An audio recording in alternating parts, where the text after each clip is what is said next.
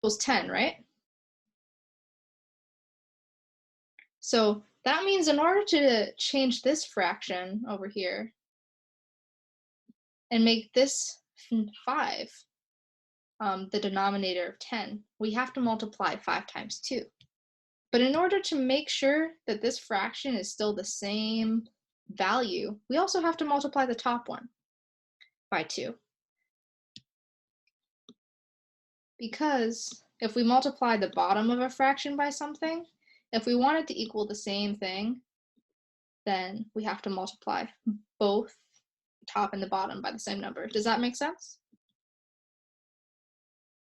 Yeah. Okay. So we're multiplying 5 by 2 to get to 10. And what are we multiplying the top by again? 2.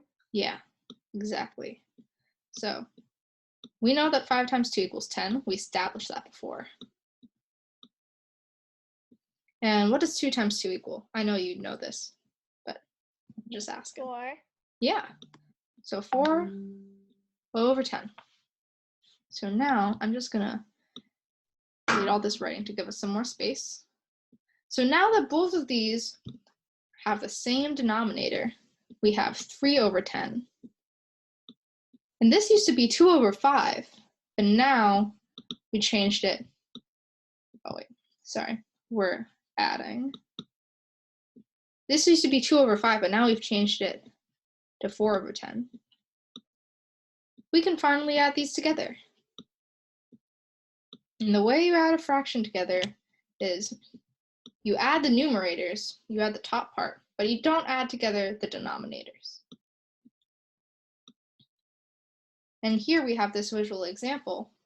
We have 3/10 and we have 2/5, which is really just 4/10. So what does 3/10 plus 4/10 equal?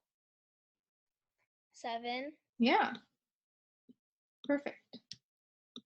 Does this all make sense to you? We'll do a couple more of these. 7/10.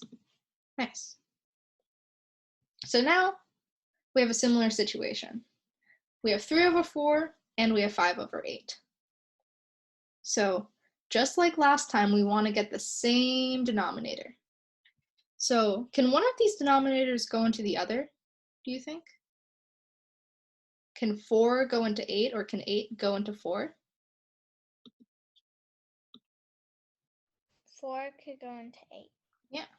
So what do you have to multiply 4 by in order to get to 8? 2. Yeah. So we have 5/8. And we also have 3/4. But we know that we can change this denominator to 8. So if we want to multiply the denominator by 2, what do we also have to do to the top part?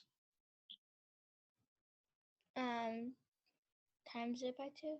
Yeah, we got to do the same on both the top and the bottom. You got it. So this is equal to 6 over 8. Wow, that 6 is a little funky, huh? And now that we have these nice values, we can finally do this problem. So this problem is really, that's a 6 over 8 minus 5 over 8. So what does 6 over 8 minus 5 over 8 equal?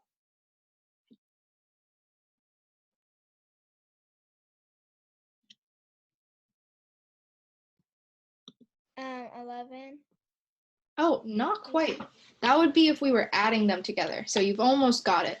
But what happens when you subtract 5 from 6? 1. Yeah, exactly. So we have 1 over 8. Great job.